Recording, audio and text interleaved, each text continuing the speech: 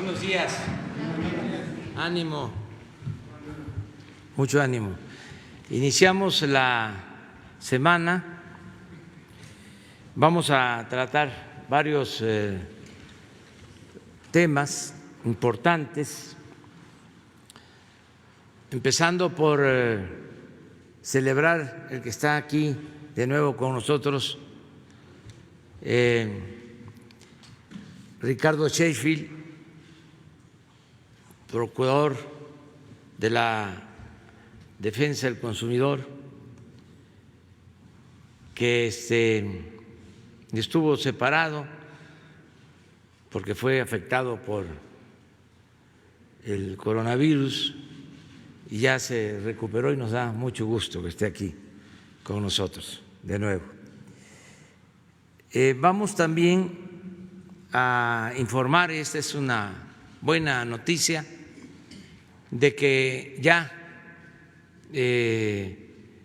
están por iniciar los trabajos del Tren Maya.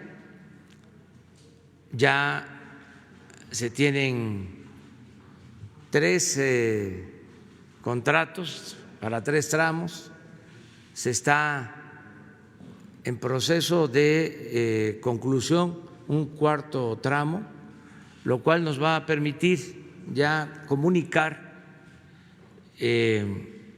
cuando se construya, se termine esta obra, desde Palenque, con estos 4 tramos, hasta Cancún, pasando por Campeche, por Yucatán y Quintana Roo. Es Chiapas, Tabasco, Campeche, Yucatán y Quintana Roo. Y vamos a continuar con el tramo Cancún-Tulum y luego Tulum-Calakmul y Calakmul-Escárcega. En total cerca de 1.500 kilómetros. Esta obra, independientemente de la comunicación, del impulso al turismo, del traslado de carga, va a significar la generación de muchos empleos, ahora que se requieren, que se necesitan. Calculamos de 80 a 100,000 nuevos empleos con esta obra en el sureste. También,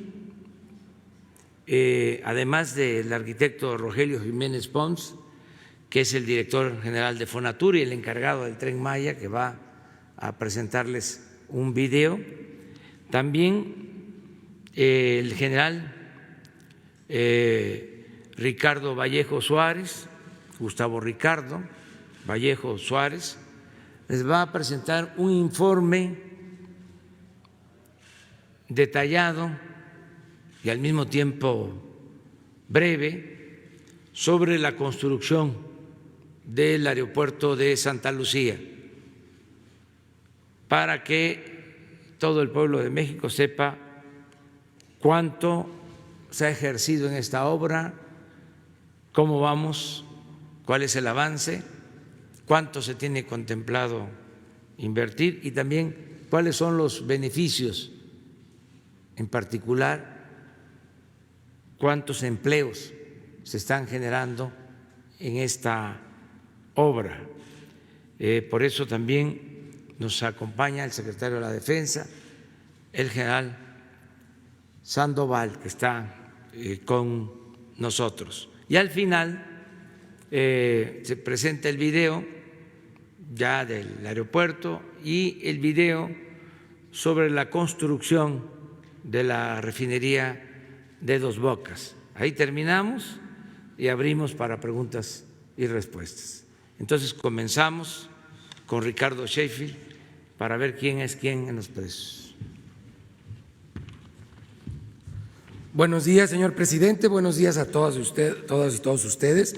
Con mucho gusto tenemos la presentación con algunas novedades, ya que esta presentación cumple ya el año. y entonces hemos hecho algunos ajustes para que la información sea todavía más útil a todos los consumidores en nuestro país.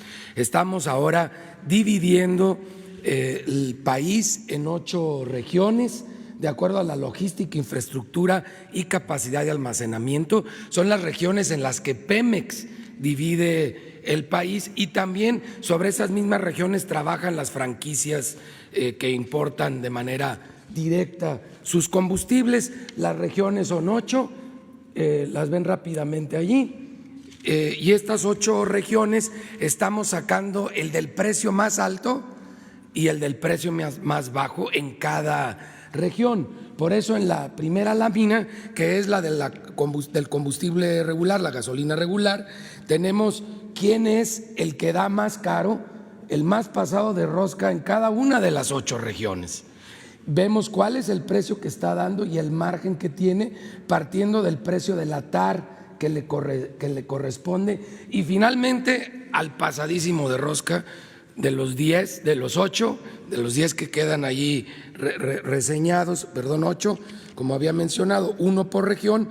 En este caso es Redco, la empresa se llama Servigas La Espiga. Esto es para identificar adecuadamente de qué marca se trata el combustible. Es en Hermosillo, Sonora, 19 pesos con 1 centavo por litro, el precio más alto para la gasolina regular, con un margen de 2 pesos 72 centavos.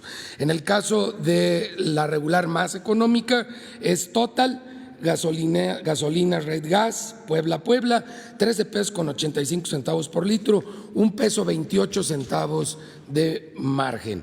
Mientras que para la gasolina premium, la gasolinera más cara es Pemex, Servivillas S.A., Angostura, Sinaloa, 20 pesos con 99 centavos por litro, con un margen de 3 pesos 32 centavos, comparado con la más económica, que es de franquicia Pemex, en Autoservicio Jano, Veracruz, 13 pesos con 95 centavos por litro, 16 centavos de margen.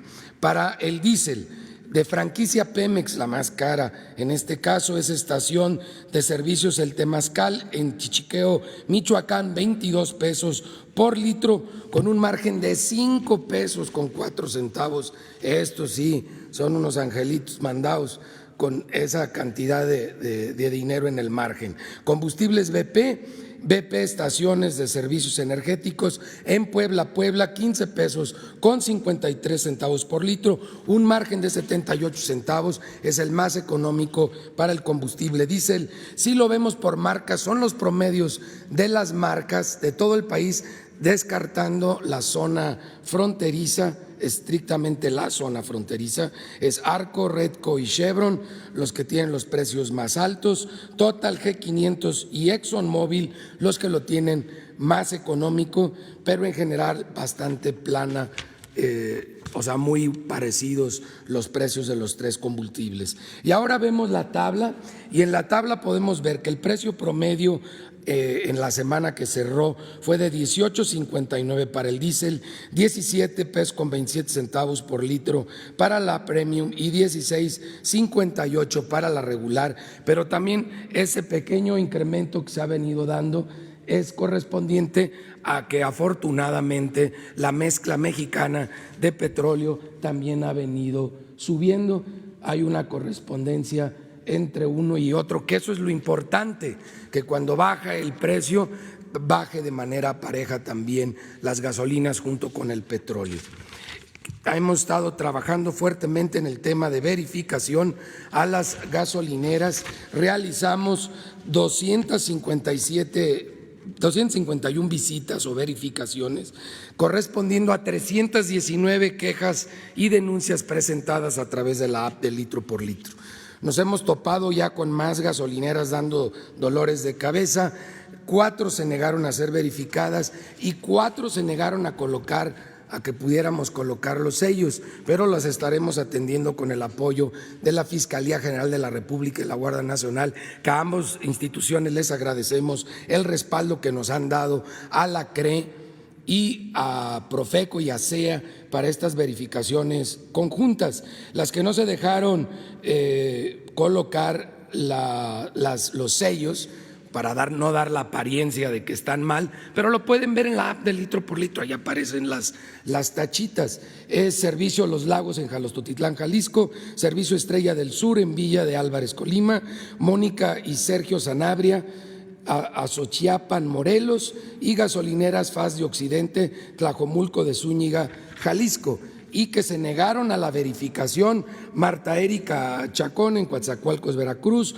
Autoservicio Express de Combustibles en Acapetagua, Chiapas, Tecnoenergías de Combustibles en Tapachula, Chiapas, y Gavino Rafael Vergara en Jantetelco, Morelos. Ellos ya aparecen con tachas, con una crucecita en la app de litro por litro para que eviten comprar en esos lugares, porque de seguro no les van a dar litros completos, como no estaba dando litros completos en Puebla, en Tulcingo, Puebla, esta gasolinera en donde encontramos un rastrillo que ahora que a algunos se les han bajado las ventas lo quieren compensar robando, y no lo vamos a permitir. Ahí ya intervino la Fiscalía General de la República, como también aparte de esa denuncia, tuvimos el respaldo en este y en otros operativos de la Guardia Nacional, donde visitamos varias gasolineras en los estados de Morelos, Tlaxcala y Veracruz, donde ya pudimos colocar los sellos. Si vemos la app que no tome en cuenta regiones y que no tome en cuenta margen, la gasolina regular más barata, 13.99, franquicia Pemex en Guadalupe, Nuevo León, 14.20 por litro, franquicia Pemex en Veracruz, mientras que la más cara, 18.81 de Redco en Hermosillo, Sonora, como vimos en la tabla, ahí hay coincidencia, y 18.80 franquicia Pemex en Cherán, Michoacán. Para Premium, la más barata, 13.59 en San Martín, Puebla, y 14.60 franquicia Pemex en Veracruz, la primera era franquicia BP. Las más caras, Móvil en Monclova, Coahuila, 20.29 por litro, y para la Premium, y también Móvil en Monclova, Coahuila, 20 pesos con 15 centavos. Mientras que para el diésel, la más barata, 15.49 franquicia Pemex Medellín de Bravo, Veracruz, 15.50 franquicia Pemex Veracruz, y el diésel el más caro, 21.90 franquicia Pemex en Tichiqueo de Nicolás, Michoacán, y Móvil 20.89 en Chautla, Puebla. Seguimos revisando también los sanitarios como un servicio que es importante y que deben de estar muy limpios ahora con la contingencia. Y vamos al quién es quién en las remesas, que se los debíamos de la semana pasada y el señor presidente hizo el compromiso de que ahora lo presentásemos. Tenemos que en el mes de marzo de este año se recibieron remesas por 4.016 millones de dólares, un incremento del 50.13% con respecto al 2018 y del 35.76% con respecto al 19.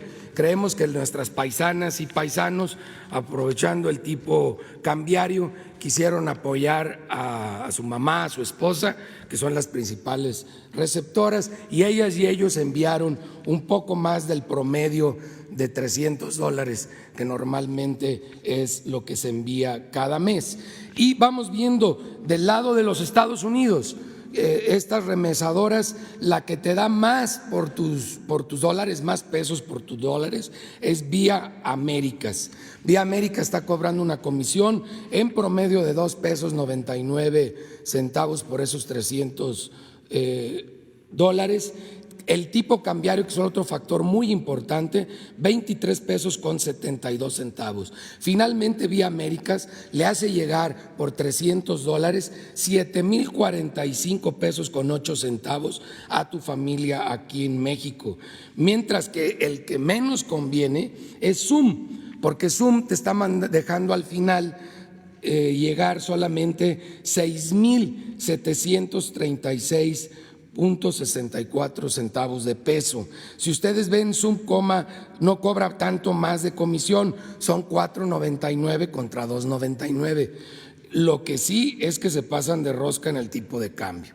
porque el promedio fue de 22 pesos con 84 centavos por dólar. Por eso al final quien menos te conviene es Zoom, con 6,736 pesos con 64 centavos, lo que recibe tu familia aquí en México. Y eso es para el efectivo. Para depósito a cuenta, la mejor opción es Ulink, que te da 7,134 pesos por $300, mientras que MoneyGram, que ha estado apareciendo continuamente con una de las peores opciones, y MoneyGram te da 6,827 pesos con 27 centavos por tus $300 que envías. Esa es la peor opción para depósito en cuenta. ¿Y quiénes son los pagadores? Ya es del lado de México, porque una decisión la toman nuestros paisanos que están trabajando en los Estados Unidos. Ellas y ellos deciden cuál es la vía, y ya dijimos cuál le conviene más, cuál le conviene menos, pero la otra decisión es aquí en México dónde ir a cobrar esos pesos por los dólares que les envían los paisanos y las paisanas. Tenemos que Banco del Bienestar es el que tiene la cobertura con más municipios, 1,305, mientras que OXXO tiene la mayor cantidad de sucursales con 19,146, y el mejor horario, abren de 6 de la mañana a 10 de la noche, pero solamente cubren 1,040 municipios contra los 1,305 que cubre Banco del Bienestar. Y dan seguro contra robo Electra, Walmart y Caja Popular Mexicana, mientras que Farmacias Guadalajara e Inbursa siguen sin proporcionarnos toda la información para ser evaluados adecuadamente. Muchas gracias, señor presidente. Gracias a ustedes. Gracias.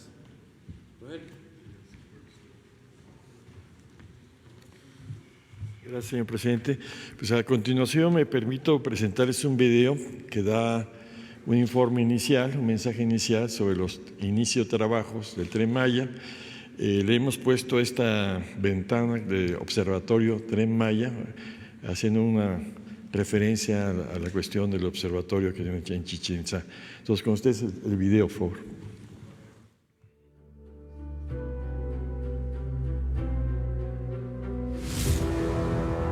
El Gobierno de México avanza para reactivar la economía. Las obras del Tren Maya inician en el momento exacto en que otras actividades pasan por un momento difícil. El proyecto traerá empleo, oportunidades y derrama económica para el sureste. En el último mes se concluyó el proceso de licitación para los 3 primeros tramos del tren. Para el tramo 1, que va de Palenque a Escárcega, resultó ganador el consorcio liderado por Mota Engil México, en convenio con China Communications Construction Company, Grupo Koch Eyasa y Gavil Ingeniería. En el caso del tramo 2, que recorre de Escárcega hasta Calquiní, resultó ganador el consorcio integrado por Operadora Sixa, en convenio con FCC Construcción. Para el tramo 3, que va de Calquiní a Izamal, resultó ganador el consorcio integrado por Construcciones Urales en convenio con GAMI Ingeniería e Instalaciones y ASBI. Respecto al tramo 4, que va de Izamal a Cancún, se prevé que sea construido por la concesionaria de la carretera Mérida-Cancún. En los siguientes días se anunciarán los detalles técnicos y jurídicos de la adjudicación. Hace unos meses adquirimos los derechos de vía para el proyecto y descubrimos una deuda pendiente. El Gobierno de México inició el pago legítimo de 757 millones de pesos a los propietarios. El Tren Maya está comprometido con el bienestar y la justicia. Los primeros trabajos en el territorio serán tan variados como la instalación de campamentos, reclutamiento masivo de personal de construcción, remodelación de estaciones con valor histórico, trabajos de limpieza, deshierve y adecuación de la infraestructura existente, entre otros. Mientras tanto, los consorcios ganadores contratan una gran variedad de técnicos y profesionistas para ejecutar tareas como el desarrollo de los proyectos ejecutivos, la ampliación de los estudios y los planes de remediación ambiental. El equipo del Tren Maya continúa con la planeación y gestión del proyecto. El Tren Maya es un proyecto que ha cumplido al 100% con la aplicación y legislación ambientales. En este contexto de desarrollo regional nos permite la mejor inserción con los mayores rendimientos y el menor costo ambiental posible. A finales del año pasado se llevaron 30 asambleas regionales, a través de las cuales las comunidades y pueblos indígenas nos dieron la anuencia para el proyecto. En estos momentos nos encontramos en la fase de seguimiento de acuerdos, la cual está acompañada por más de 28 instituciones y dependencias del ámbito federal, quienes estarán atendiendo y respondiendo a todos estos compromisos que se hicieron con ellos. Los trabajos del Tren Maya cumplen con los más altos estándares sanitarios. Los ganadores de los procesos de licitación se han comprometido a dar un cumplimiento cabal a los lineamientos internacionales para proyectos de infraestructura. Así, cuidamos la salud y la economía del sureste. Del lado de la gente, con trabajo, con un proyecto que salda una deuda histórica y da certeza económica en tiempos de incertidumbre.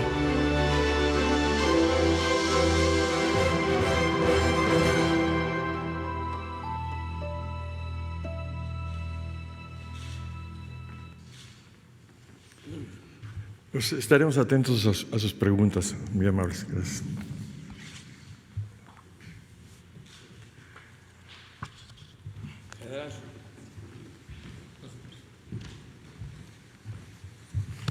Con su permiso, señor presidente. Buenos días a todas y a todos. Procedemos a… Sí, está amable, mejor darme el micrófono. Me voy a pasar de este lado para… Gracias, que amable. Procedemos a informar la situación que guarda los trabajos de construcción del Aeropuerto Internacional General Felipe Ángeles. La siguiente, por favor. Tenemos 214 días de construcción. Contemplamos todavía 672 días más para concluir en tiempo y forma los trabajos. La obra tiene un avance físico del 18.1% y, como podrán ver en la gráfica, avanzamos conforme a lo programado y sin incidentes. En cuanto a recursos de la obra tiene, a pesar de que el techo financiero es de 79,000 millones, para construir edificaciones, incluida la reubicación de las instalaciones militares, 70,000 millones de pesos distribuidos en este calendario financiero a 3 años.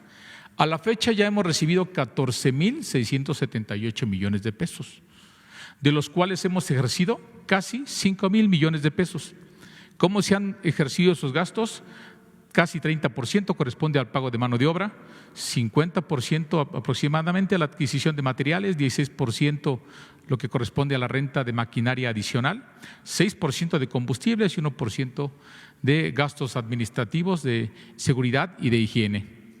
Tenemos en estos momentos en las cuentas de la obra 9,710 millones de pesos y en este año contemplamos recibir 25,000 millones de pesos más, lo cual nos permite avanzar con el ímpetu que llevamos hasta el momento. La siguiente, por favor. También tenemos etiquetados recursos para la adquisición de predios. Fueron etiquetados 4,000 millones de pesos, de los cuales ya recibimos los recursos correspondientes a 2019 y al 2020. Que son 3,500 millones de pesos, de los cuales ya ejercimos 3,100 millones de pesos en la compra de estos terrenos que le llamamos la zona de amortiguamiento acústico y una franja de terreno para la conexión del aeropuerto. Llevamos un total de avance del 90.61% y se avanza conforme a lo programado. La siguiente, por favor. También tenemos recursos etiquetados para estudios de ejecución. De ellos ya hemos recibido los recursos que corresponden al 2019 y al 2020, es decir, hemos ejercido ya 490 millones de pesos y llevamos un 55% de avance. Hemos hecho todos los estudios indispensables para la operación del aeropuerto y con las economías de gasto del año pasado procedemos a hacer estudios ahora más especializados también. Es muy importante esto porque etiquetamos recursos para el 2021.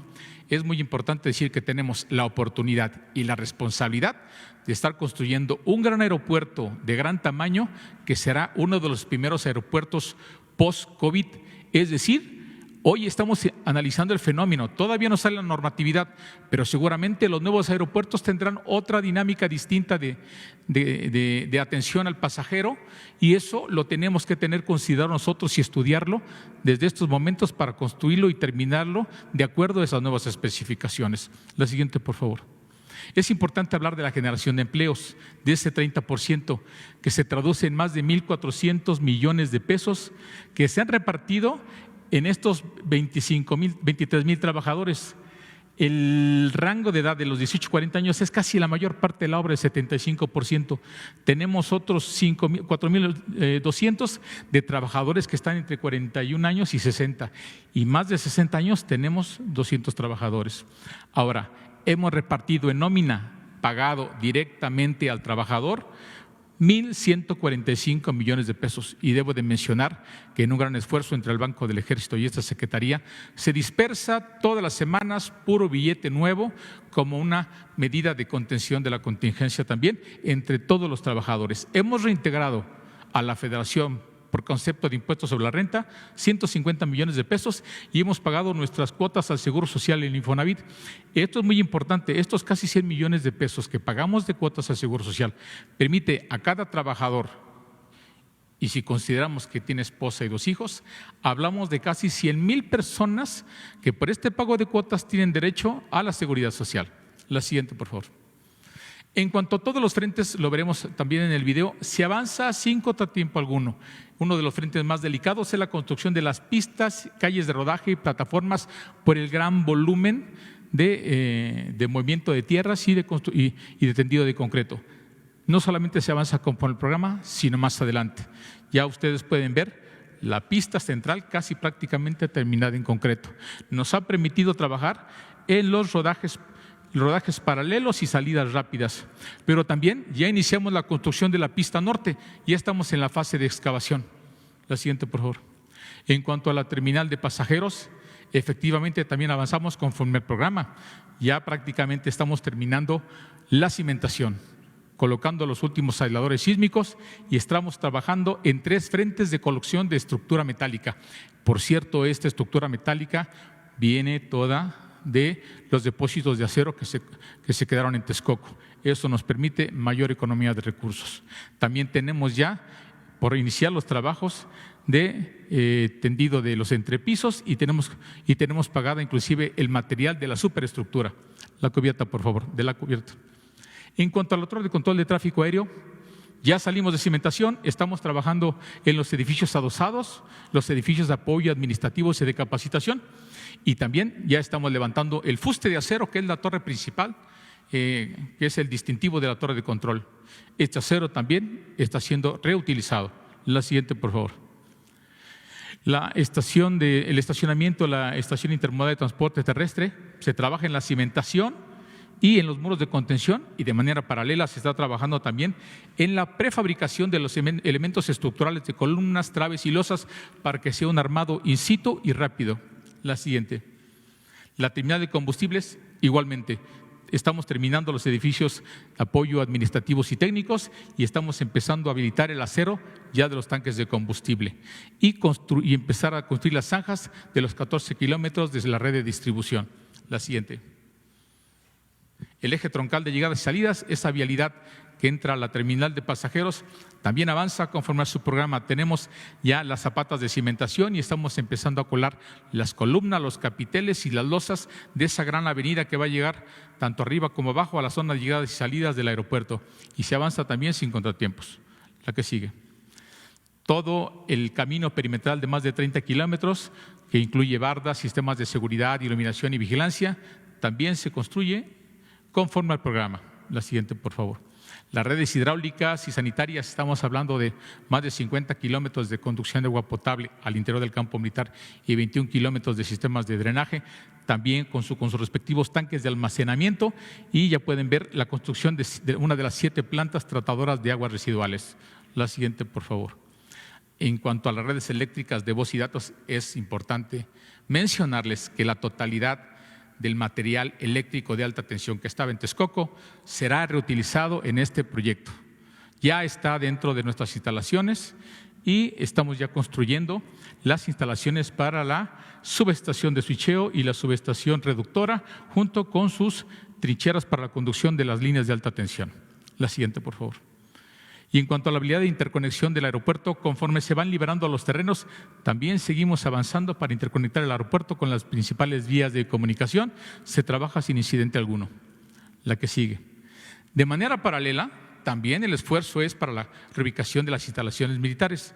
Este gran esfuerzo contempla la reubicación de la totalidad de las instalaciones de la base aérea número 1 a su nueva instalación, a su nueva ubicación. Ello nos permitirá disponer de ese espacio para construir la infraestructura de apoyo al aeropuerto.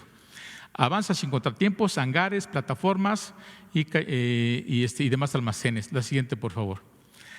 Adicional al esfuerzo de las pistas civiles, sus plataformas y sus calles de rodaje, también hay un gran esfuerzo para construir la pista militar. Ya la pueden ver ustedes al centro, que también tiene sus rodajes, sus salidas rápidas y una plataforma de más de 2 kilómetros para aviación militar. Esa incluso deberá acabarse todavía antes que la pista principal. Consideramos que toda la infraestructura de aeronáutica de la base aérea deberá estar concluida a finalizar este año. La siguiente, por favor. También estamos reubicando las instalaciones del Ejército a un nuevo complejo. Esto pretendemos que a finales de octubre estén listas sus instalaciones para ser reubicadas. La siguiente, por favor. También hay un esfuerzo de reubicación de vivienda. Ya estamos muy adelantados, es uno de los frentes más adelantados y pretendemos que las familias se reubiquen a sus nuevas instalaciones, a nuevos departamentos mejor diseñados antes de concluir este año. La siguiente, por favor. Gracias a la completud en el diseño, a la fortaleza de la planeación y el ímpetu de la construcción, ya hemos podido inclusive iniciar 5 nuevos frentes de trabajo que tenemos considerados y pretendemos construir otros 2 más en lo que es la zona del aeropuerto. La siguiente, por favor. Por lo que corresponde a nuevas instalaciones que estamos iniciando en el componente del Ejército, lo estamos haciendo gracias a la economía de gasto que tenemos para que cuando las familias se pasen a su nuevo lugar, dispongan de todos los servicios adicionales, como es el Hospital Militar de Zona, la siguiente, por favor, el Centro Comercial, Sedena, la que sigue, el campus educativo de las escuelas públicas del gobierno del Estado que están dentro del campo militar a un nuevo complejo. La siguiente. Y 2 escuelas de nuestro sistema educativo militar, la Escuela Militar de Materiales de Guerra y la Escuela Militar de Tropas Especialistas de la Fuerza Aérea. La siguiente, por favor. De igual manera, tenemos pendiente empezar, antes de que finalice el año, la gran terminal de carga aérea del aeropuerto y el acueducto para satisfacer las necesidades del líquido vital, no solamente del aeropuerto, sino de los municipios conurbados a la instalación aeroportuaria. La siguiente, por favor. Es necesario mencionarles que seguimos con el esfuerzo de traslado de materiales de Texcoco. Seguimos moviendo material pétreo, material eléctrico, tuberías, campamentos, acero estructural y varilla en estas cantidades. La siguiente, por favor. Quiero recalcarles cómo es el mecanismo de construcción de la obra. Los trabajos de construcción del aeropuerto están siendo realizados por la Secretaría de la Defensa Nacional bajo la modalidad de administración directa. Es decir, ¿por qué administración directa? Porque tenemos la capacidad técnica, humana y material y los equipos para poder emprender estos trabajos y únicamente contratar el resto de insumos, renta de maquinaria y materiales adicionales. Por otra parte, la propia ley nos dice que si utilizamos esta modalidad de administración directa, estamos impedidos de manera jurídica para contratar o subcontratar obra pública. Es decir, nosotros solamente tenemos los recursos necesarios para construir la obra sin utilidades ni indirectos. Esto lo mencionamos porque en múltiples ocasiones se presentan empresas constructoras que nos ofrecen sus servicios donde nosotros les mencionamos que la ingeniería es nuestro trabajo. No somos una autoridad administrativa que se sienta a supervisar el avance de los trabajos. No, somos una dependencia ejecutora que diseñamos y construimos. Y eso permite ahorrarle recursos a la Federación porque disponemos de los recursos técnicos, humanos y materiales y la ingeniería necesaria para emprender estos trabajos y reducirlos en un 30 o 40 o 50% del costo que tendrían si se licitaran públicamente. La siguiente, por favor. Contaremos a la paz que estamos construyendo con todas las tecnologías de información que debe tener un aeropuerto de clase mundial. La siguiente, por favor. Tenemos 5 grandes rubros de sistemas que ya se están trabajando desde estos momentos para cuando el aeropuerto se termine su construcción esté debidamente equipado. La infraestructura y sistemas de comunicaciones, sistemas de operación y gestión aeroportuaria ya están priorizados de acuerdo a lo que nos marca la normatividad, las mejores prácticas profesionales y la experiencia de buenos aeropuertos. La siguiente, por favor. También tendremos sistemas de seguridad de aviación, sistemas de ciberseguridad, porque este aeropuerto, por estar en una instalación militar, deberá ser intrínsecamente muy seguro. Y sistemas orientados al usuario y pasajero, para que la experiencia del pasajero al viajar sea única. El aeropuerto se destaque por ser un aeropuerto agradable al viajero. La siguiente, por favor. La vez pasada que tuve el honor de estar con ustedes, se les informó que por el tiempo reducido teníamos superpuesta la planificación, el diseño de la construcción y la futura preparación operacional. Pues bien, es un gusto poderles decir que estamos adelantando ya la última fase de la preparación operacional que pensábamos empezar a finalizar de año.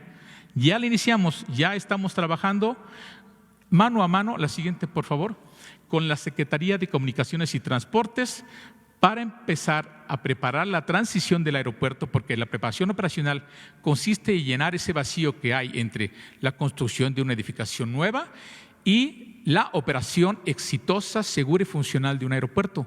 Es propiamente la interfase que alinea el esfuerzo de todas las partes involucradas, desde los constructores y los futuros usuarios. Esta preparación operacional nos permitirá que tengamos un aeropuerto que funcione desde el primer día como debe de ser. La siguiente, por favor. También le hemos dicho en otras ocasiones, estamos priorizando la construcción. Las instalaciones indispensables y estratégicas serán terminadas en tiempo y forma en la fecha adecuada con recursos del presupuesto de egresos de la Federación.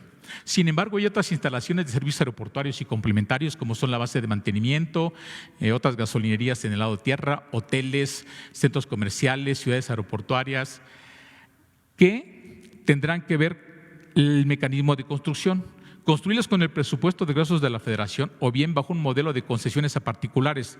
Conforme tengamos recursos, vayamos avanzando y la estrategia comercial del futuro operador aeroportuario. ¿Cuál es la intención? Que en el tiempo que tenemos señalado construyamos la mayor parte de la infraestructura porque eso le representa un ahorro al Estado mexicano. La siguiente, por favor. De esta manera podemos sintetizar lo siguiente. Los trabajos de construcción avanzan sin incidentes en todos los frentes y conforme al programa de obra. El ejercicio del gasto se mantiene dentro del presupuesto autorizado. La construcción del Aeropuerto Internacional Felipe Ángeles es una gran obra de infraestructura necesaria para el país y es un proyecto prioritario para el Gobierno de la República. La siguiente, por favor. Es además, en estos momentos, un detonador de trabajo dentro de la reactivación económica y de generación de empleos. Distribuye recursos desde la base de la pirámide socioeconómica y coadyuva en la reactivación de toda la planta productiva del país. Que no quede duda, el Aeropuerto Internacional Felipe Ángeles será una instalación concluida y funcional en el tiempo programado y en todos los recursos asignados. Es cuanto, señor presidente.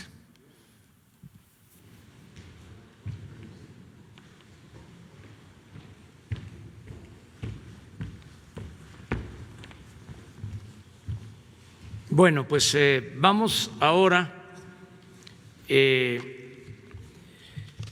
a pasar los videos de todos los lunes, aunque ya se habló ampliamente del avance en el aeropuerto Felipe Ángeles. No sé si tienen el video y luego el de la refinería de Dos Bocas.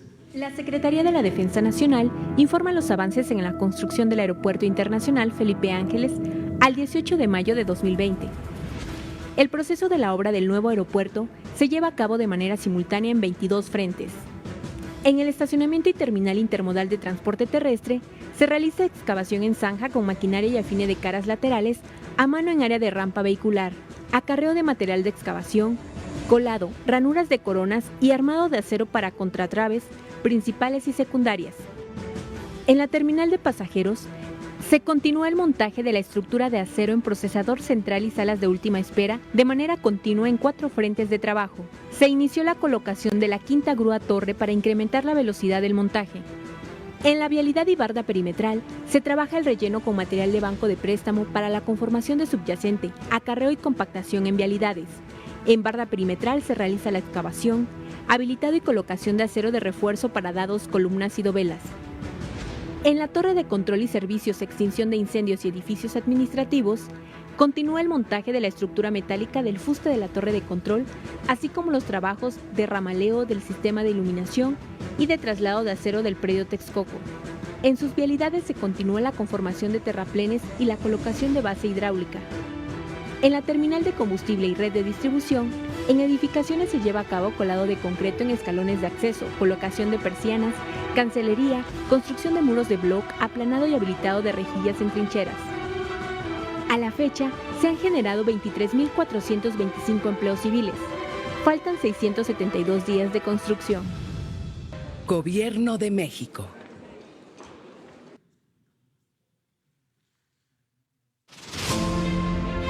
Es 15 de mayo y estamos en el sitio donde se va a levantar la planta combinada totalmente de tecnología mexicana del IMP. Aquí es donde se va a recibir el petróleo crudo para procesar en toda la refinería. Ve el reporte.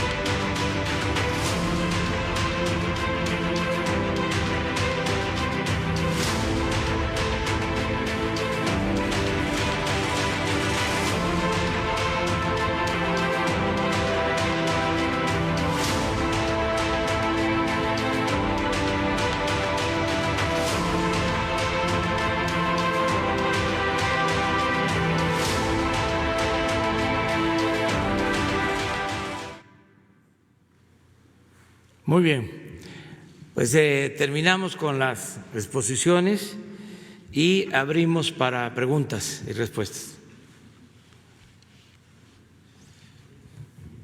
Buenos días, presidente. Yo quería preguntarle primero que nada cuál es su opinión sobre la batalla legal que anunció el Consejo Coordinador Empresarial contra el plan energético de su administración. Bueno, están en su derecho. Lo hemos dicho en otras ocasiones, el gobierno que encabezo representa a todos los mexicanos. Creo que ese es uno de los cambios sustanciales, de los más importantes, lo que distingue a la nueva etapa que se está viviendo en México en lo que tiene que ver con las actividades públicas. Ya hay una separación que no la había entre poder económico y poder político. Antes el poder económico dominaba y se atendía nada más el interés de los grupos de intereses creados, solo los hombres de negocios y no se atendía el interés del pueblo de México. Se decía inclusive que había que apoyar a los de arriba, porque si les iba bien a los de arriba, les iba a ir bien a los de abajo, que si llovía fuerte arriba, goteaba abajo, como si la riqueza fuese permeable o contagiosa. Ahora ya no es así. Ahora se cumple con el mandato constitucional, con el artículo 25 de la Constitución, que establece que es el Estado el que debe conducir, planear, llevar a cabo las acciones del desarrollo de nuestro país. El Estado, que representa a todos los mexicanos, y los recursos ahora se están destinando abajo de la pirámide social. Y esto ya lo he explicado en un texto reciente. También ayuda a los de arriba. Antes se decía, desde hace muchos años, siglos, se decía, ¿qué haremos con los pobres? Ahora no es así. Ahora podríamos decir, ¿qué haremos con los ricos? Los pobres primero, sin que esto signifique abandonar a los que tienen más recursos económicos. Pero es para explicar por qué el cambio. Entonces, ¿cuál es la inconformidad ahora? Pues se habían apoderado del sector energético, en particular de la industria petrolera y de la industria eléctrica, y estaban conspirando para destruir a Pemex y a la Comisión Federal de Electricidad. Y hay constancia de lo que estoy diciendo. Se entregaron contratos en el caso de Pemex, se dejó de invertir para que se dejara de producir petróleo, se entregaron estos contratos a particulares con la llamada reforma energética, y según esos contratos, y así lo dijeron, engañando a todo el pueblo, iban a significar más producción petrolera y más beneficios. ¿Cuáles beneficios se obtuvieron? Nada, bajó la producción, acabaron con la industria petroquímica, dejaron en ruina las refinerías, se esmeraron en no construir una nueva refinería en 40 años, aumentaron lo que quisieron, el precio de las gasolinas. En el caso de la industria eléctrica, lo mismo, les entregaron el mercado de la electricidad a particulares, violando la Constitución al inicio, en el gobierno de Salinas. Entregaron contratos a empresas particulares, nacionales, pero fundamentalmente extranjeras, empresas que luego se llevaron a trabajar a los altos funcionarios públicos, que les permitieron esas privatizaciones. Hasta un expresidente se fue de consejero de una empresa eléctrica española, de Iberdrola, un expresidente de la República.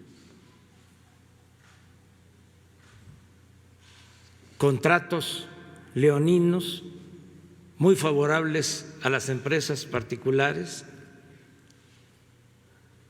tanto en la adquisición de gas como en la compra de la energía eléctrica, dejando de lado a la Comisión Federal de Electricidad con un plan de cerrar las plantas de la Comisión Federal de Electricidad para dejarles todo el mercado a las particulares, al grado de que llegaron a venderle a la Comisión Federal de Electricidad el 50% de toda la energía eléctrica que consumimos en el país.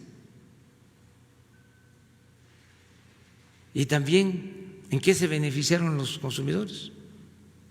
Sí, subía y subía el precio de la luz, ¿por qué entonces no protestaban los que ahora se inconforman? ¿Cómo va a salir adelante el país?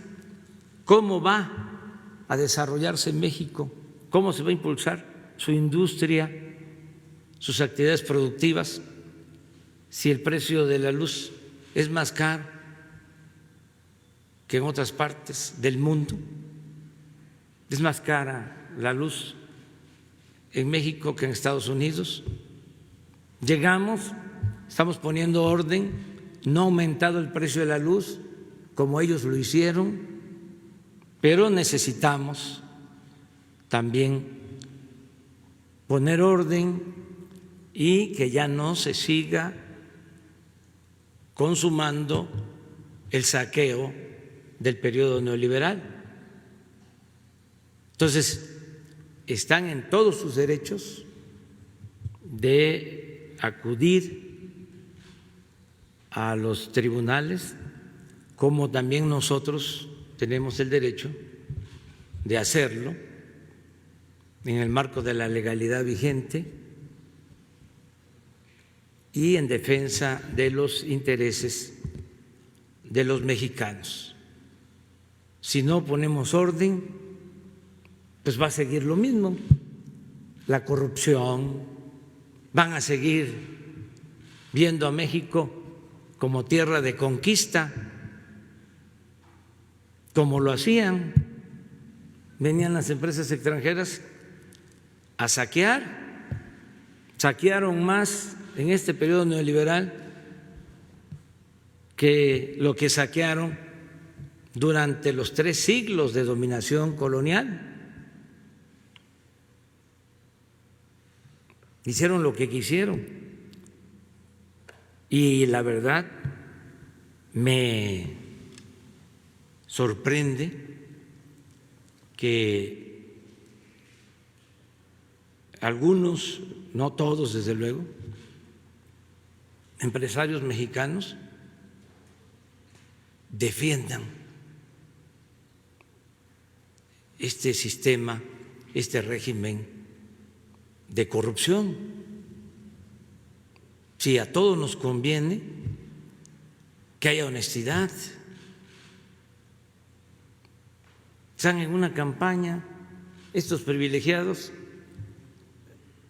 de desprestigio a nuestro gobierno, ya como no les da el desinformar en la prensa de México, ahora han acudido a los periódicos de otras partes del mundo, periódicos famosos, el Wall Street Journal, el New York Times, el Washington Post, el Financial Times, El País. Pues, ¿cuál es la característica de estos periódicos?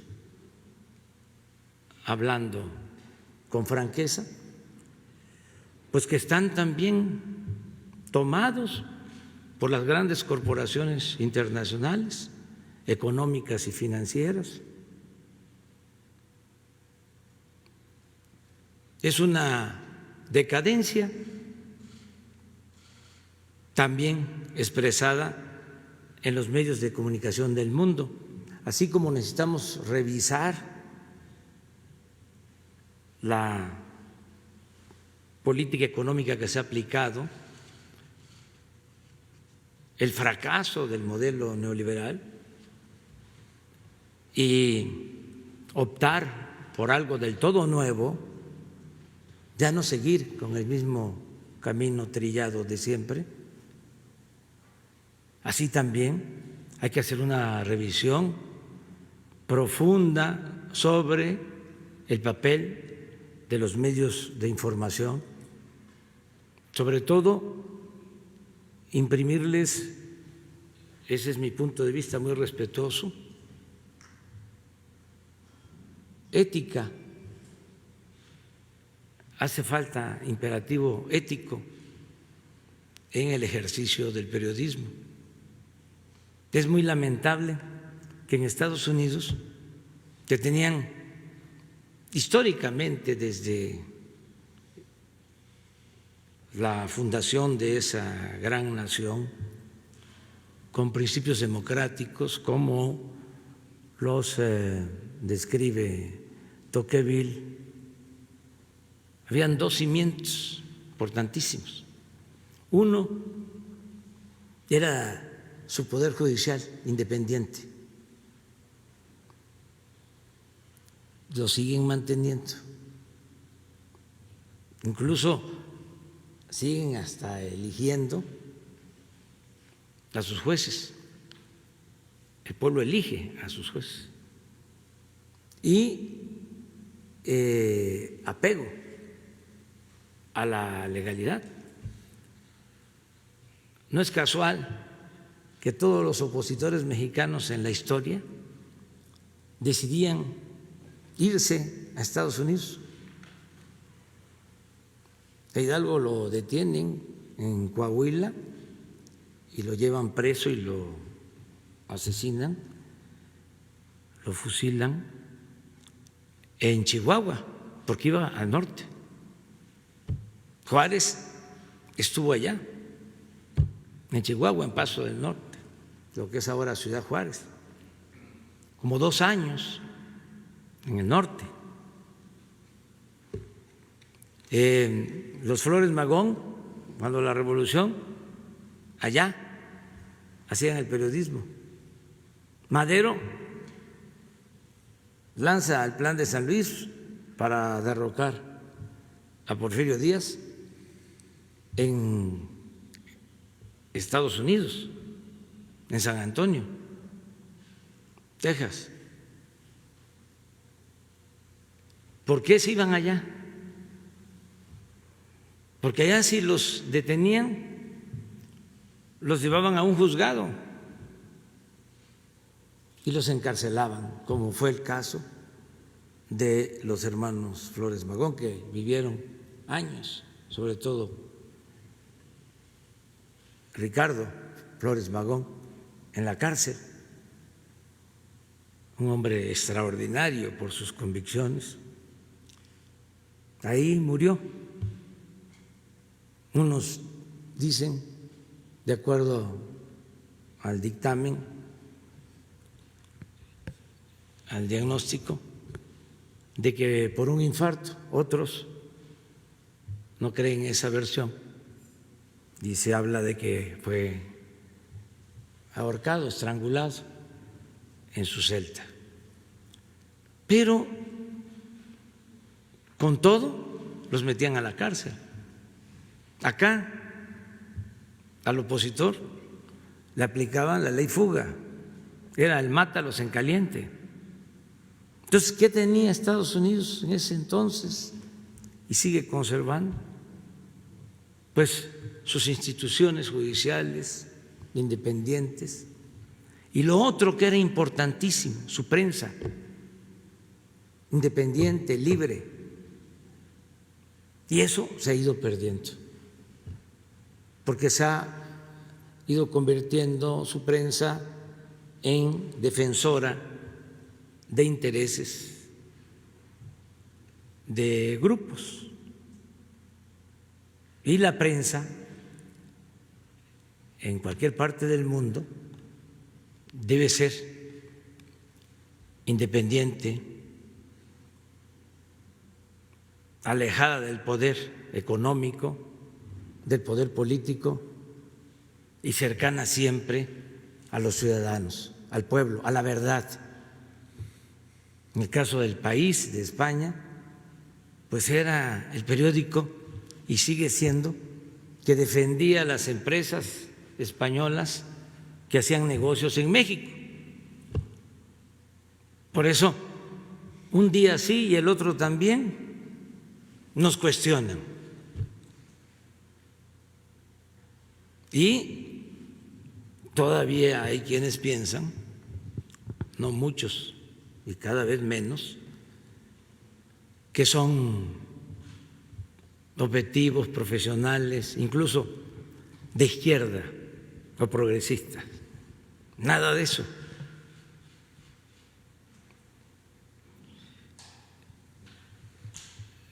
Por eso concluyo con tu pregunta, o termino de responder tu pregunta. Vamos nosotros a defender la industria eléctrica nacional, porque tengo el compromiso, y lo voy a cumplir, de que no va a aumentar el precio de la luz. No va a aumentar. Ya no va a ser como antes. Y en el caso de las gasolinas, lo mismo.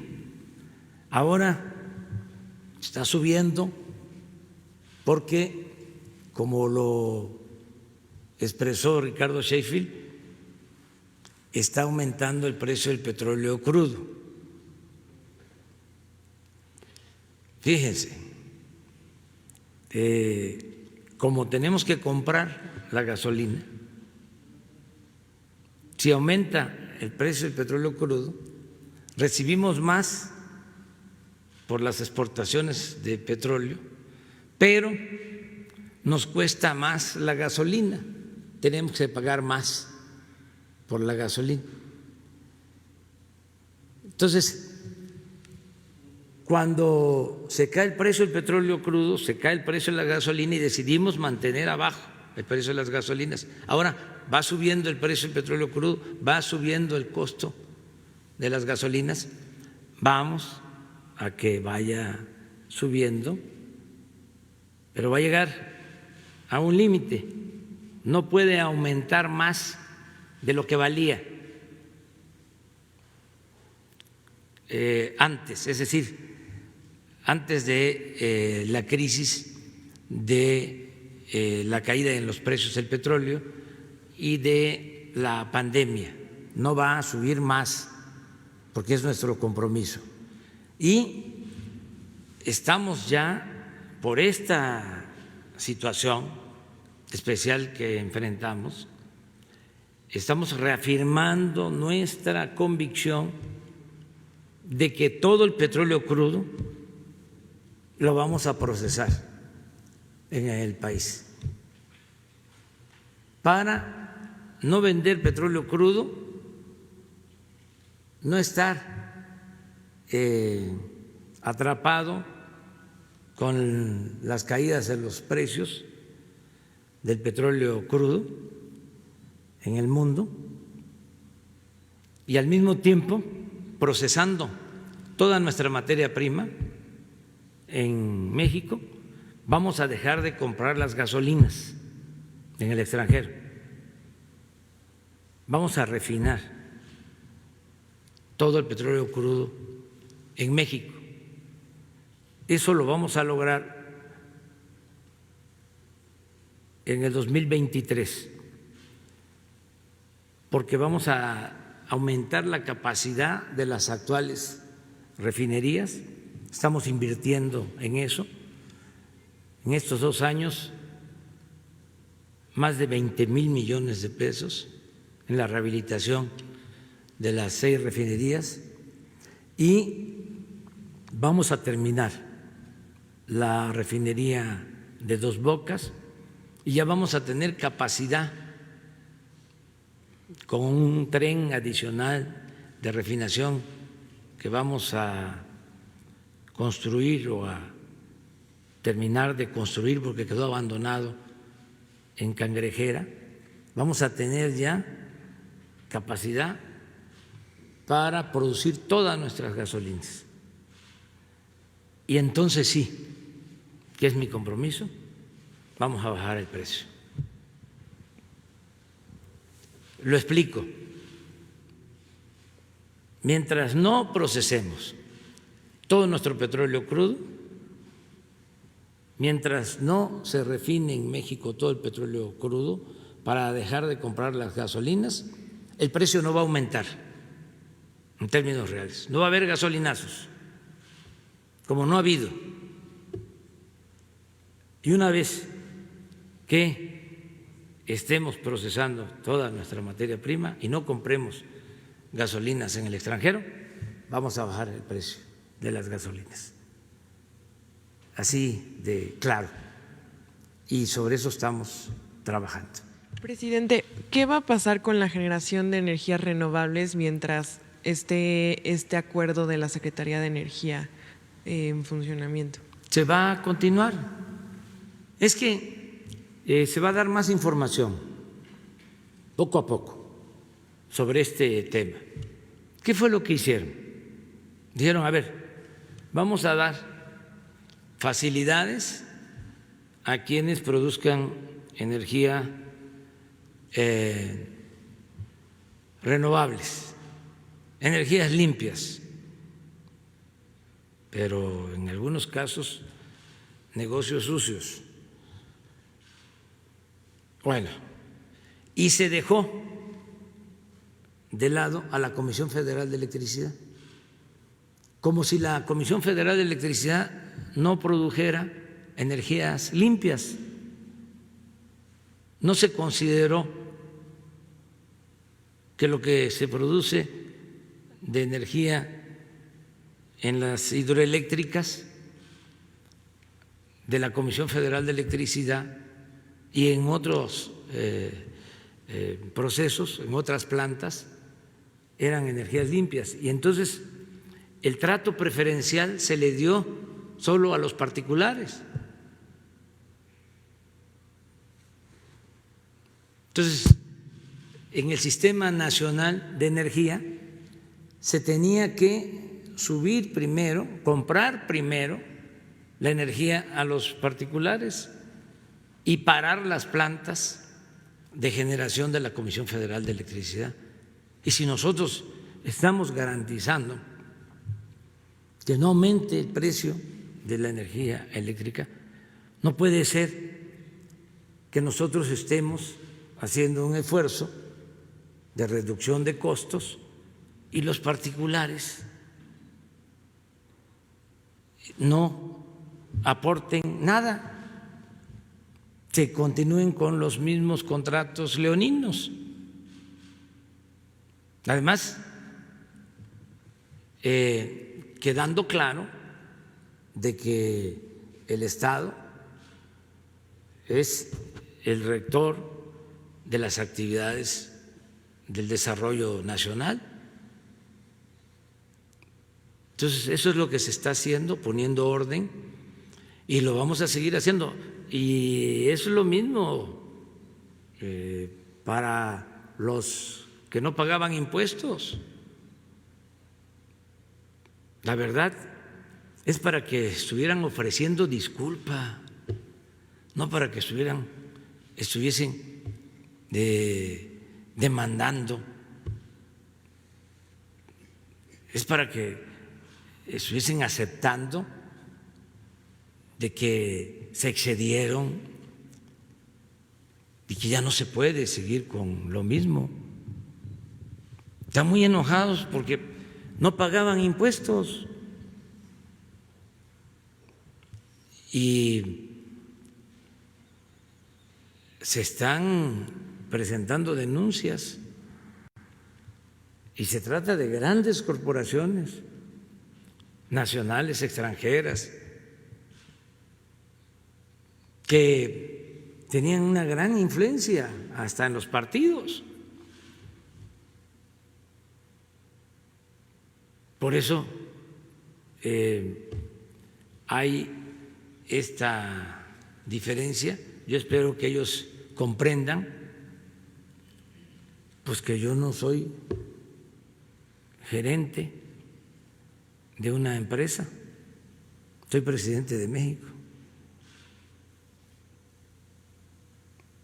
y represento a todos los mexicanos. Presidente, una última pregunta. ¿Qué llamado le hace a los ciudadanos? Porque parece que hay una confusión en cuanto al fin del confinamiento y pues muchos ciudadanos comienzan a relajar y a salir de sus casas. ¿Qué llamado les haría para que tengan muy claro que hoy solamente son los municipios de La Esperanza? Y así, gracias. Bueno, que sigamos actuando con responsabilidad hasta el final, ya falta poco. Hoy ya empieza a abrirse la actividad productiva, social, en algunos casos donde se acuerde pueden reiniciar las clases. Estamos hablando de alrededor de 300 municipios en donde no hay contagios, ni siquiera los vecinos tienen casos de personas afectadas por el coronavirus, con cercos sanitarios, con buenos acuerdos entre autoridades locales, autoridades municipales, gobiernos de usos y costumbres, porque muchos de estos municipios están en Oaxaca, maestros, los médicos rurales, los que trabajan en las unidades médicas rurales del IMSS Bienestar, los que trabajan en los hospitales del IMSS Bienestar que están en comunidades rurales apartadas, médicos, enfermeras. Con el concurso, la participación de todos, se puede ir ya abriendo. Hoy van a hablar de esto en la tarde el doctor Hugo López-Gatell, y también hoy ya pueden empezarse a hacer los trámites para que empresas de la industria de la construcción, del transporte, la minería, pueda empezar con sus actividades a partir de protocolos de salud que se están solicitando. Van a llenar estos protocolos de salud para que se proteja a los trabajadores.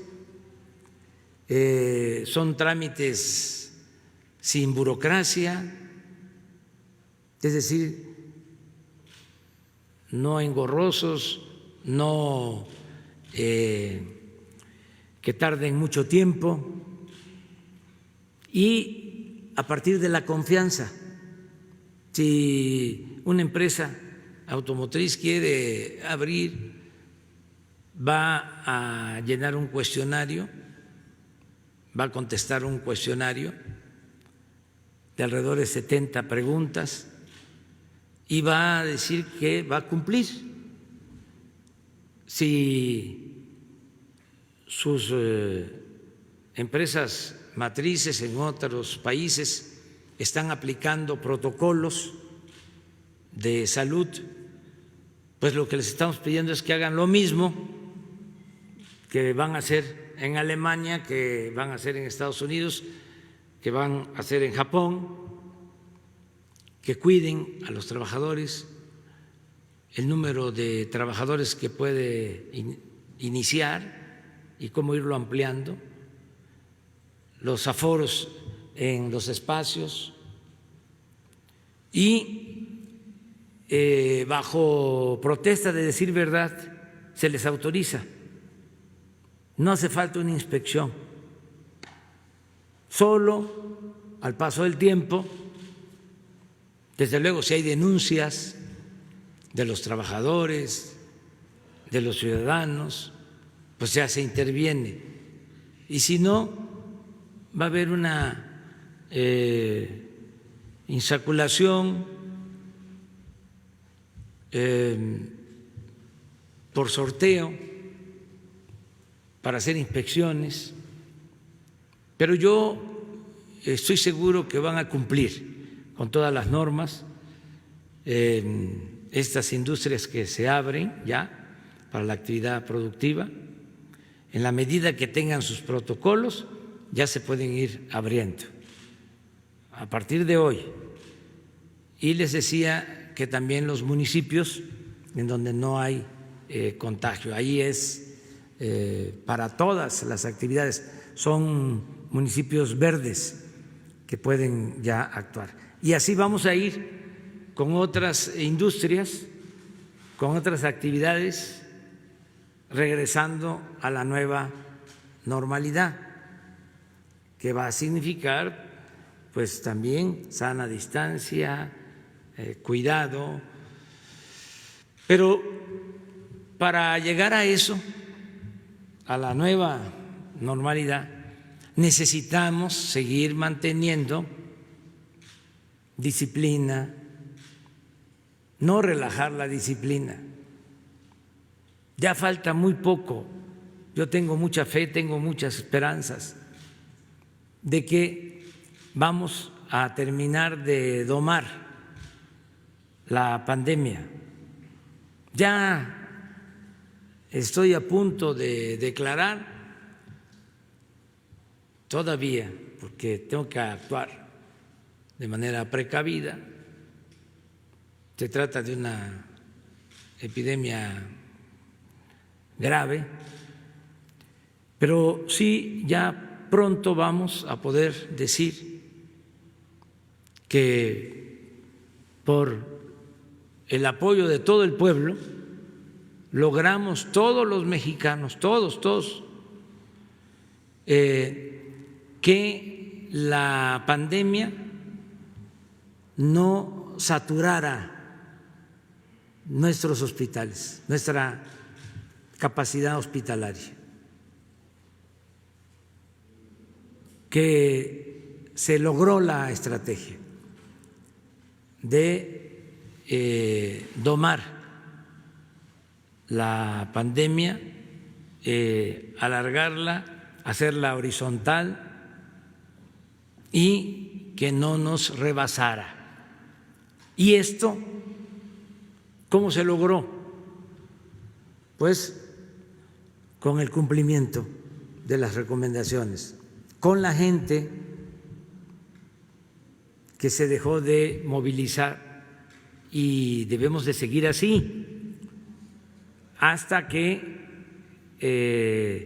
las autoridades de salud nos digan ya en el semáforo, estamos en verde bajo estas condiciones, ahora no, seguimos en rojo, ya pasamos a una fase intermedia, ya estamos en amarillo, a punto de pasar a verde.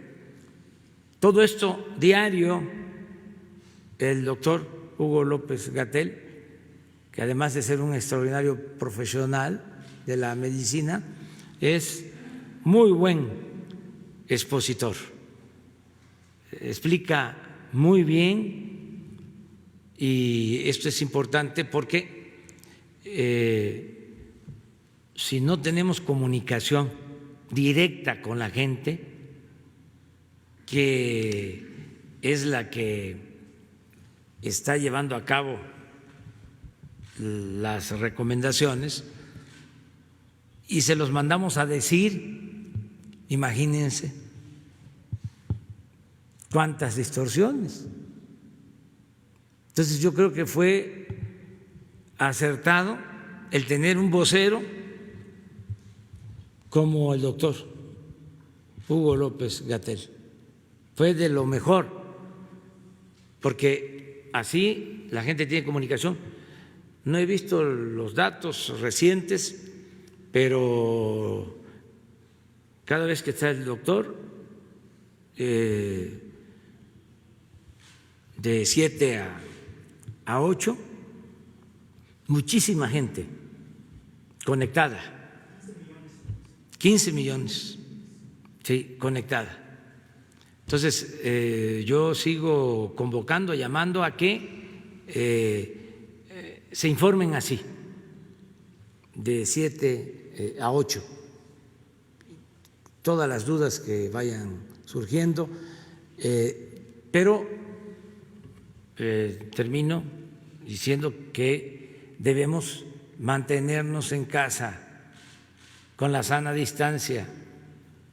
Ya falta muy poco, entonces hagamos el último esfuerzo.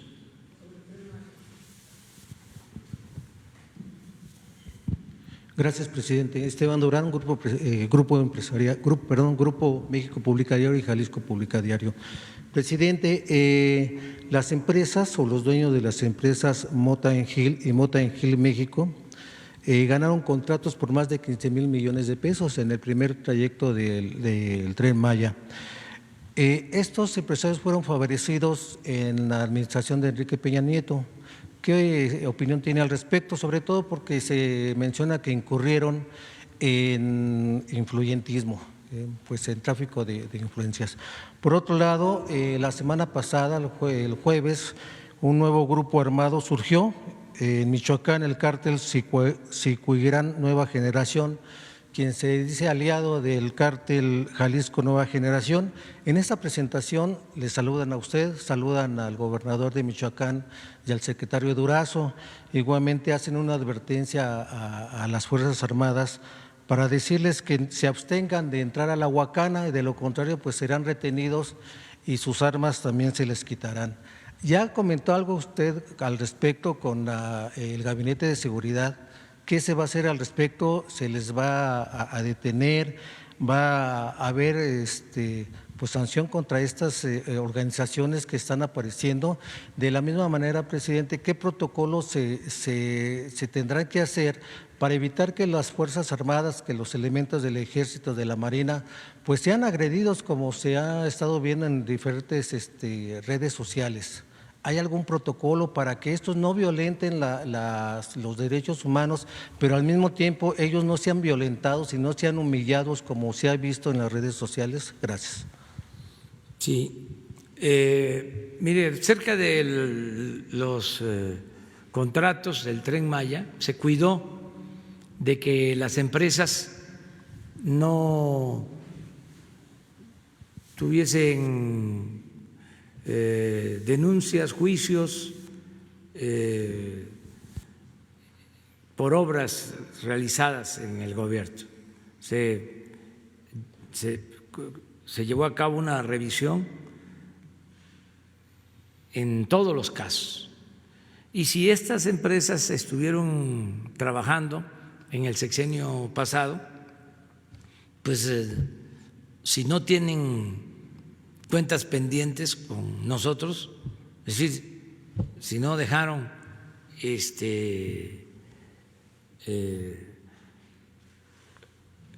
pendientes obras inconclusas o no terminadas, pues no se les podía o no se les puede impedir que participen.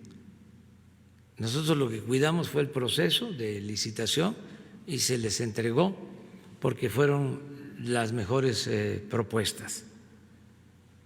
Y en este gobierno pues no se permite la corrupción ni el influyentismo. Pero tú te referías al influyentismo de antes o al de ahora. Sí. Sí, pero ya no es así. Eso ya se terminó. Fueron las que ofrecieron mejores condiciones y por eso se les entregaron los contratos a las 3 empresas que se les han entregado contratos y falta la que tiene que ver con el tramo de la carretera concesionada de Mérida a Cancún, que es el 4º tramo. Entonces hemos estado muy pendientes de eso. ¿Qué otra cosa me preguntaste? Sobre el nuevo grupo armado que pues no voy yo a contestar sobre eso. sencillamente nosotros estamos luchando todos los días para garantizar la paz y la tranquilidad. Lo estamos haciendo sin violar derechos humanos. Ya no hay masacres, no hay tortura.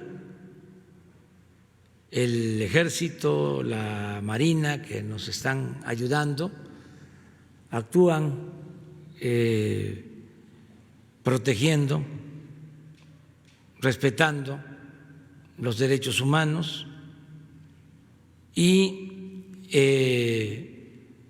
no es humillación de ninguna manera el evitar la violencia.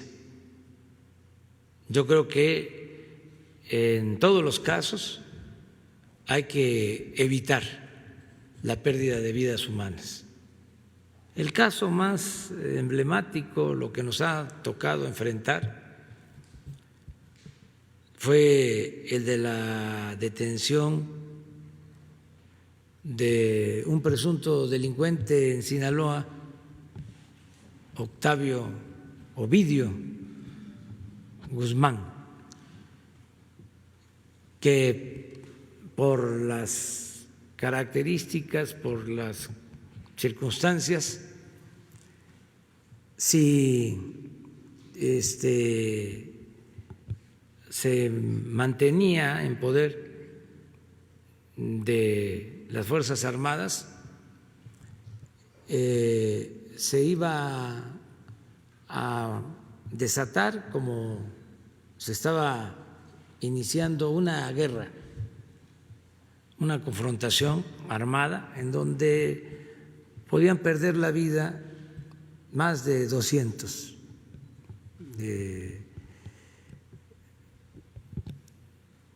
seres humanos. Y decidimos parar ese operativo. Y yo creo que se hizo muy bien, porque después de un derramamiento de sangre así, pues el gobierno iba a quedar con muy poca autoridad moral. Y lo más importante de todo es actuar con rectitud, de buena fe, con autoridad moral, para poder tener autoridad política, más cuando se está en un proceso de transformación, porque lo que no podemos poner en riesgo es la transformación de México. Si no logramos en estos tiempos acabar con la corrupción, con el influyentismo, con los privilegios, con la discriminación, si no se termina en este periodo con el predominio de unos cuantos a costa del sufrimiento de la gente, ya va a ser muy difícil de lograr.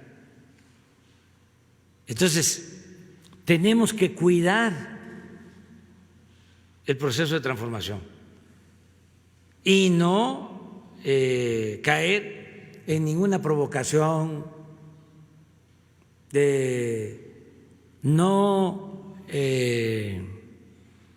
estar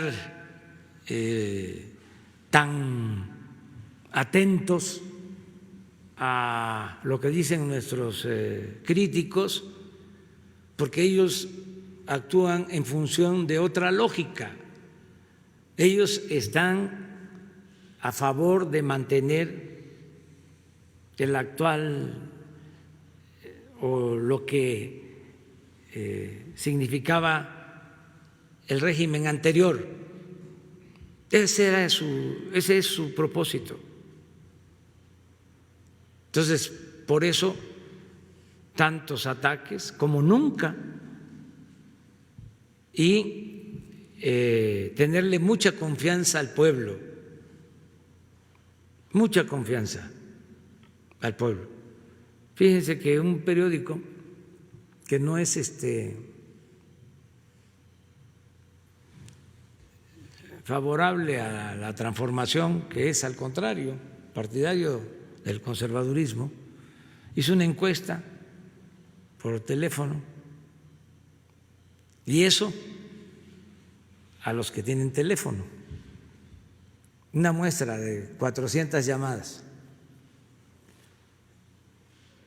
porque se desató un debate cuando entró en vigor un transitorio de la Constitución para que las Fuerzas Armadas nos ayuden, como lo están haciendo, para garantizar la seguridad pública. Bueno, pues ese periódico tuvo que publicar, tuvo que decir que la mayoría de los mexicanos quiere que nos ayude el Ejército y la Marina, y que son dos instituciones bien calificadas por la gente.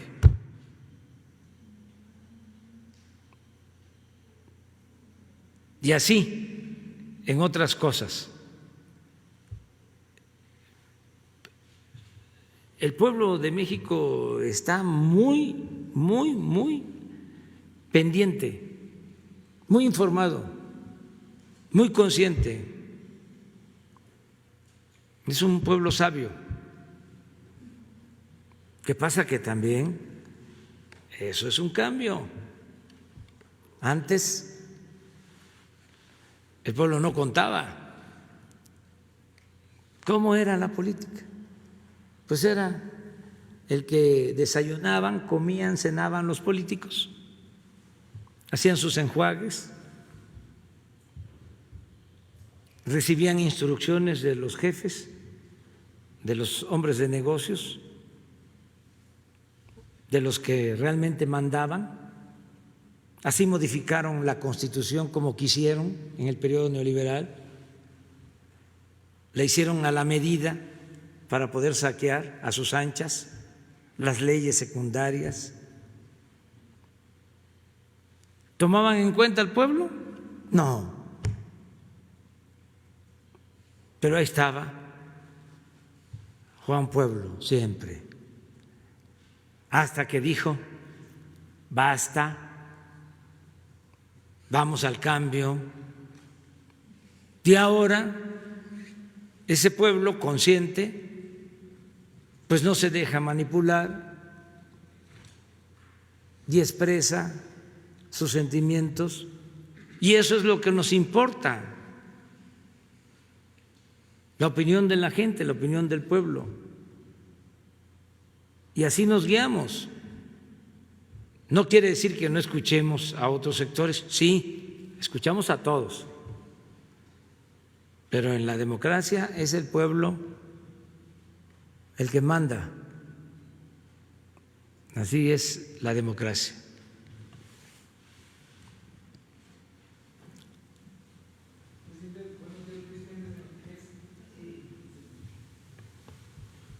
Ya, gracias. Buenos días, presidente. Luis Méndez, de Notimex. A mí me gustaría que el responsable del Tren Maya, si nos pudiera explicar un poco sobre esta deuda histórica localizada, ¿a qué se refiere? ¿Cuánto es lo que se pagó? Y segundo, presidente, sobre este mismo tema del Tren Maya, usted habla sobre un cambio de paradigma y poner atención en el desarrollo de los pueblos del sur. Pero hay algunos ejidatarios, personas de las comunidades que están preocupadas porque lleguen consorcios hoteleros a esta zona.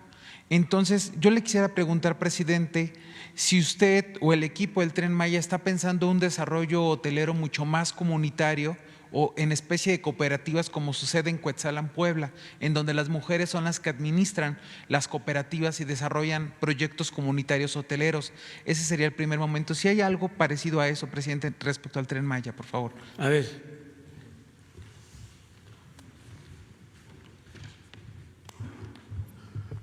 Mire, su primera pregunta con respecto a los derechos de vía.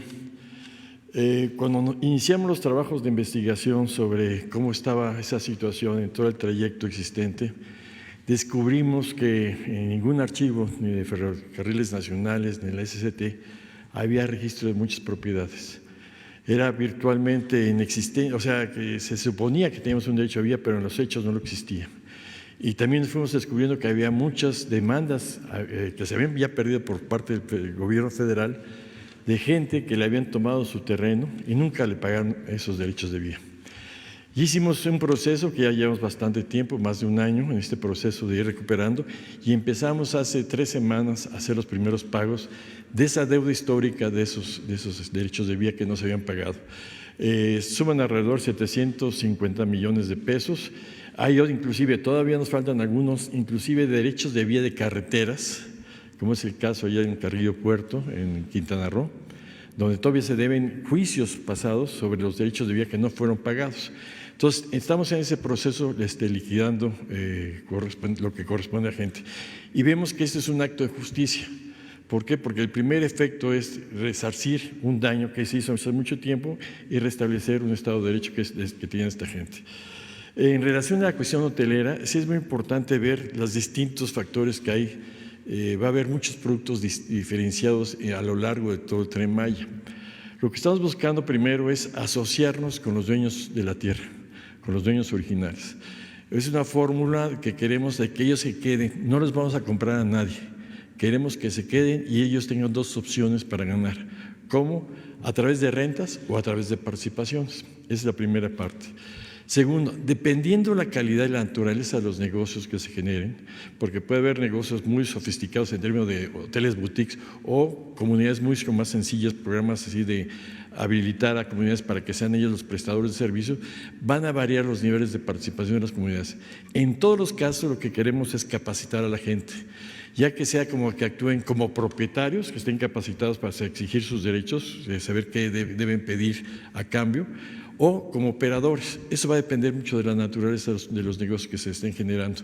Pero en todos los casos, reitero que la intención del Tren Maya es involucrar a los dueños originales de la tierra, a los vecinos y sobre todo un proceso de muchos niveles donde puedan participar locales y en ese sentido generar un mejor reparto de la riqueza.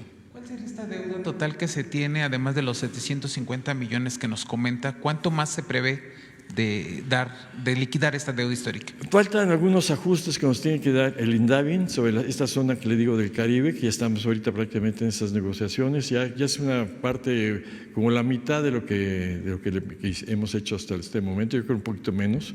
Están haciendo esos ajustes, esas negociaciones con las comunidades, pero son las etapas 6 y 7 fundamentalmente. Presidente, mi segunda pregunta. Ayer usted comentó en su mensaje sobre una comisión que va a ser la que determine la apertura. A mí me gustaría preguntarle la apertura de las empresas ante la pandemia del COVID. ¿Quién va a encabezar esta comisión? ¿Cómo se está dando esta relación? Y una pregunta, aprovechando que está el titular de la Secretaría de la Defensa, si nos podría, por favor, dar una actualización de cómo va la reconversión de los 19 hospitales militares que se pusieron o que se van a poner en disposición ante el COVID y el avance de estas obras que habían sido olvidadas y que la Sedena tomó el control para concluirlas, por favor. Mañana van a informar los encargados de esta comisión. Está integrada por la Secretaría de Salud, la Secretaría del Trabajo, la Secretaría de Economía y el Instituto Mexicano del Seguro Social. Estas 4 instituciones. Y va a haber un responsable para que no se tenga que ir a 4 instancias, sino que haya una oficina en donde estén las 4 secretarías y se resuelva rápido, pronto, para que no se dilaten los trámites. Mañana van a explicarlo, mañana va a estar aquí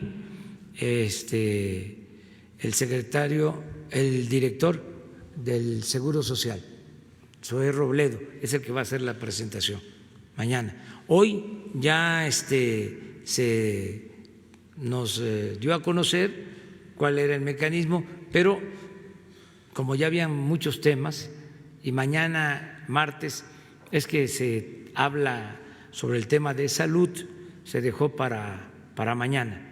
Es como la pregunta que le está haciendo al general, pero se tendría que contestar mañana, pero el general podría contestarle ahora, porque es muy importante el apoyo también en esta materia de las Fuerzas Armadas, tanto de la Secretaría de Marina con el Plan Marina como el Plan DN3 del Ejército. ¿Qué hicimos? Teníamos un número considerable de hospitales abandonados, inconclusos, y le pedimos a la Secretaría de la Defensa que se hiciera cargo. Se le transfirieron recursos, en un inicio 5,000 millones de pesos, y ya prácticamente tenemos todos esos hospitales, pero mejor que les informe el general. Con permiso, señor presidente. Bien, en las actividades del Plan DN3, en lo que es la reactivación de estos hospitales y nuestras instalaciones, ya hemos empezado a recibir pacientes. Tenemos, la primera prioridad fue el Valle de México, Ciudad de México, Estado de México. Si bien no tenemos la cantidad total de ventiladores, ya tenemos una parte importante y aquí se quedaron la mayoría. Nada más mandamos a la ciudad de Tijuana para atender el Hospital de Mexicali y en el Ciprés ventiladores para darle una mayor capacidad a nuestras instalaciones. Pero ya están listas, nos faltarían algunos trabajos en la parte la parte industrial, la colocación de algunas líneas de oxígeno que en esta semana van a quedar para estar totalmente operativos. En la parte del hospital de Morelos, el Hospital Calero, los pisos que son el primero y el segundo piso ya están listos para recibir a pacientes en hospitalización y en terapia intensiva. Ahí estamos todavía trabajando en el tercero y cuarto piso, que son quirófanos y zona para neonatal. La estrategia que estamos siguiendo ahí es ahorita utilizar nuestras instalaciones militares, nuestro hospital ahí en Cuernavaca y las instalaciones de unidades operativas reconvertidas para atender el COVID, para darnos la oportunidad de avanzar más en el Calero. Si en algún momento ya se nos llena nuestro hospital y esas unidades operativas y tenemos la necesidad de operar en el Hospital Calero, entonces vamos a parar la construcción, pero queremos avanzar lo más que podamos antes de recibir al primer paciente. Todas las demás instalaciones, ejemplo Oaxaca, ya las estamos operando, los hospitales que nos dio a operar el INSABI ya están funcionando, inclusive en uno de los hospitales en la ciudad de Oaxaca tenemos 2 pisos también operando, pero como modificación a la estrategia se amplió un piso más que va a ser operado por médicos que va a establecer el Estado y también INSABI. Entonces nuestras instalaciones están ya siendo operadas, ya estamos recibiendo pacientes en todos los lugares que se determinaron para la atención de esta contingencia.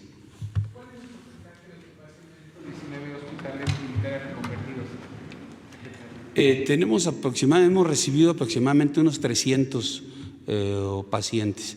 También hemos tenido gente que ya se ha recuperado, ya van varias personas que se han retirado de los hospitales y también desafortunadamente algunas personas fallecidas. También tenemos en nuestro personal militar en iguales circunstancias, el personal militar retirado, de derechohabientes también en las mismas condiciones, recuperados hospitalizados en terapia intensiva y también fallecidos.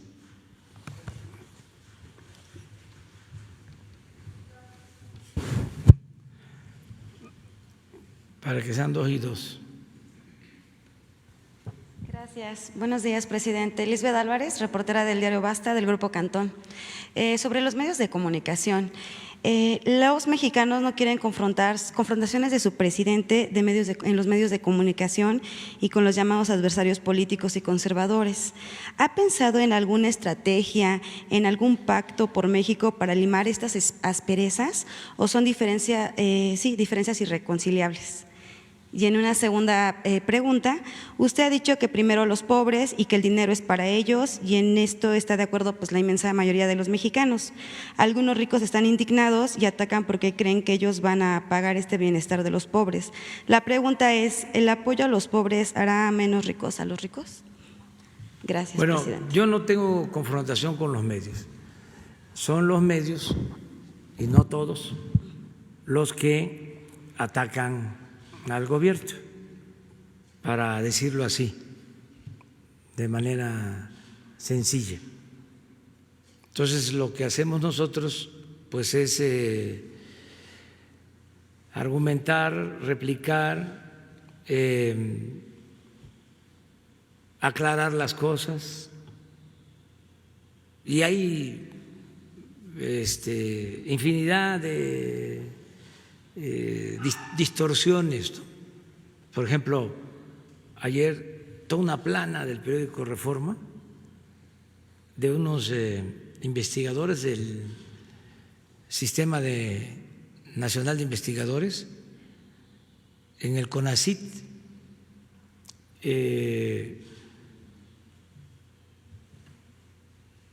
María Elena Álvarez Bulla y otras mujeres muy solidarias, además de científicas,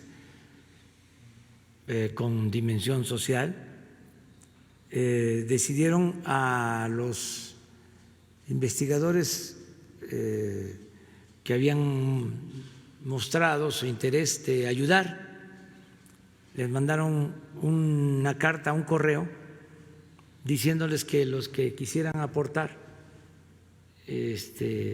lo hicieran, sus becas de 1 mes, 2 meses, 3 meses, voluntario, para una fundación de salud. Entonces, esto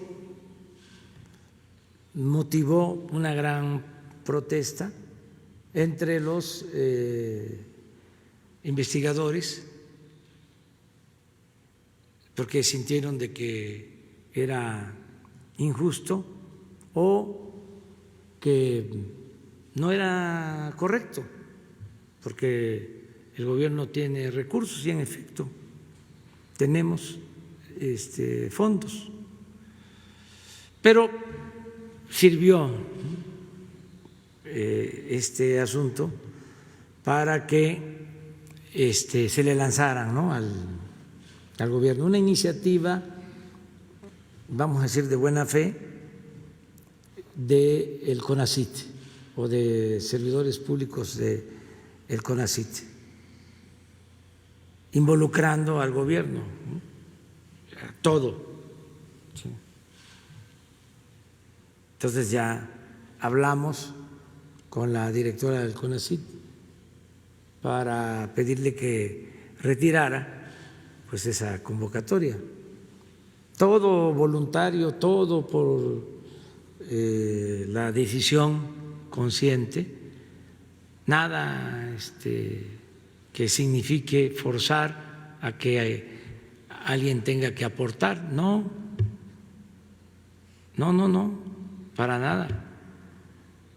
Ahora sí que, como diría la canción de Serrat,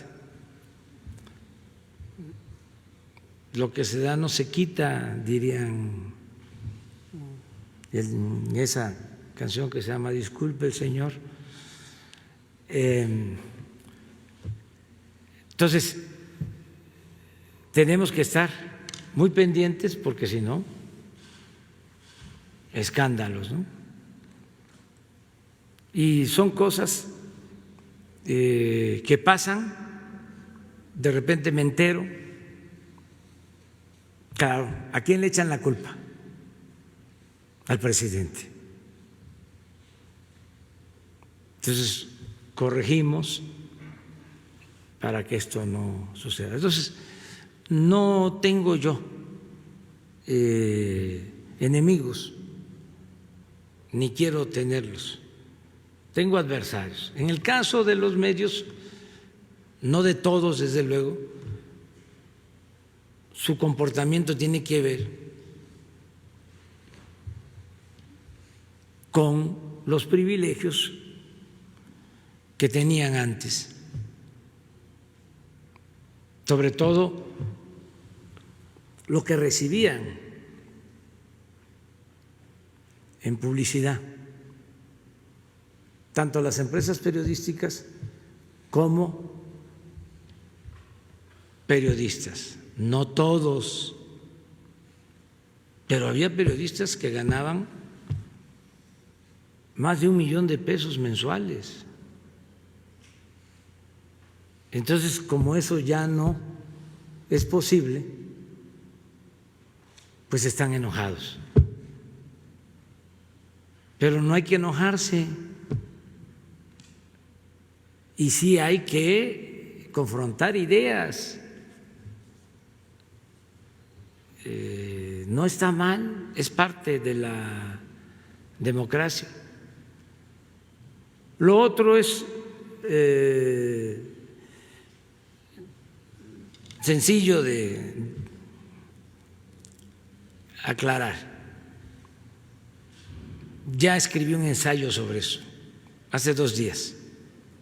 Me gustaría que lo leyeran, porque ahí explico muy bien cuál es el nuevo modelo económico.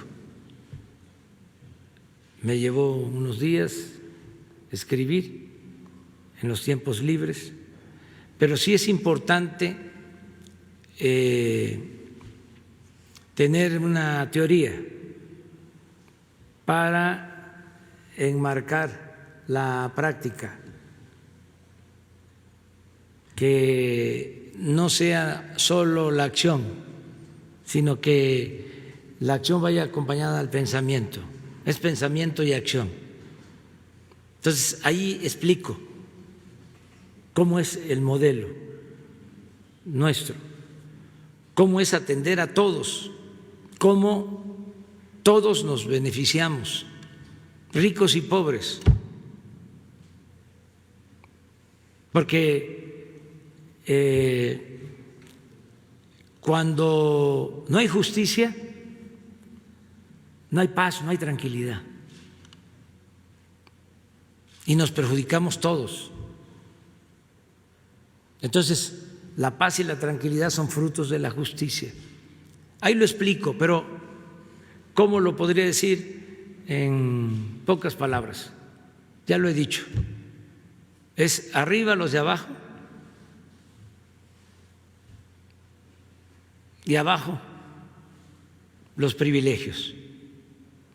No quiere decir abajo los ricos, abajo los privilegios, porque el que tiene un patrimonio y lo consiguió con trabajo, con esfuerzo, de conformidad con la ley, merece respeto. No todo el que tiene es malvado.